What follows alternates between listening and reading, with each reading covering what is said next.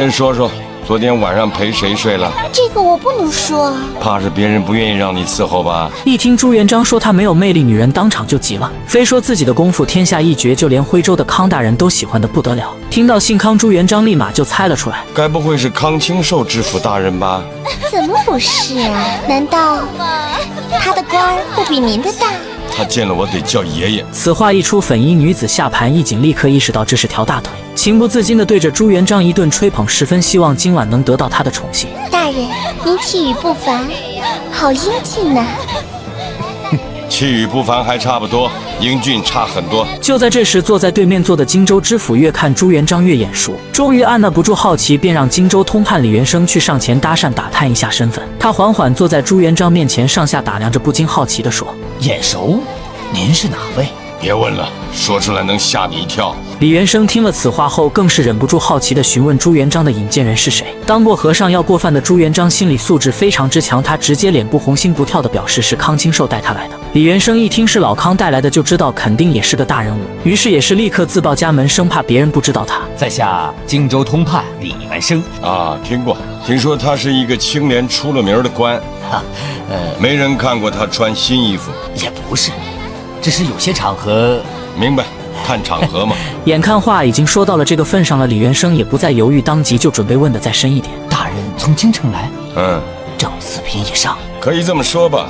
李元生一听这话，瞬间喜笑颜开，看来今天穿粉色衣服果然是他的幸运色，随便搭个话都能搭上领导。为了能够抱稳这条大粗腿，李元生当即许下诺言，等朱元璋到了他的地盘荆州，自己一定好好招待他。荆州虽然比不上京都的繁华，但像这样的游轮、酱香酒、模特还是可以搞一搞，甚至专门为朱元璋租上一艘花船，住上10天半个月，那是简简单单的事情，保准让他一次爽到家。听到这话的朱元璋脸瞬间红温，他实在没想到这帮表面清正廉洁的官员玩的竟比自己还花，但他也有好奇，自己前脚刚把工部侍郎韩铎包皮萱草行一齐3组，后脚这些贪官就搞起花船运动，难道他们不知道他朱元璋的凶残吗？听说皇上派了不少监察御史下到各地去，专做暗访，这点不可不防哦。这条船上不会有什么监察御史吧？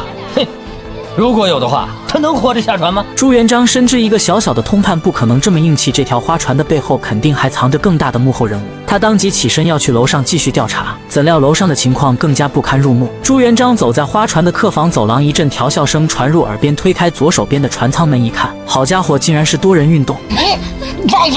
这一幕看得朱元璋血脉飙升，没想到他们真的这么穷奢极欲，真要把他们统统的给杀了。然而只杀一人向来不是老朱的风格，怎么说也要把他们一网打尽。但在此之前，他还打算看看这帮人到底是如何贪污敛财的。于是他强压住心中的怒火，扮作商人又推开了一道房门。被打搅好事的官员也是十分的恼怒，指责朱元璋不懂规矩。你还不赶快给我出去！朱元璋谎称自己是做丝绸买卖的商人，货色上乘，也懂得规矩，就是在京都人生地不熟，没有靠山。倘若大人赏脸，给个机会跟自己做买卖，分成比例就由大人说了算。本来被人打断，雅兴还挺生气的，但一听朱元璋竟然是宋才童子吴知府，瞬间觉得同房之事也不是那么重要了。吴知府对朱元璋直言，只要给的回扣合适，订单拿到手软，那都不是事儿。朱元璋也想知道这些官员的胃口到底有多大，就与吴知府开始讨价还价。折扣好说，公家的买卖折扣更好说，100抽7，100抽10，没有10抽2，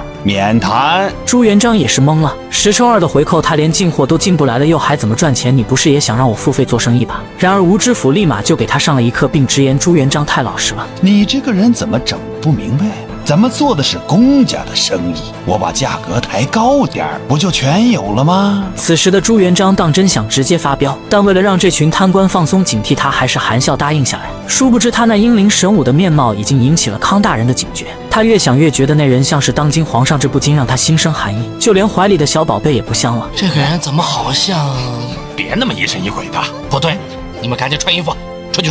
意识到不对劲的康大人当即找到众人商议对策。大唐的众人听说皇上来了，一时间炸开了锅。吴知府刚才更是把该说的不该说的全抖了出来。那人要是真是朱元璋在座的官员，最低3组起步。此时的要回扣的吴知府也是急得团团转。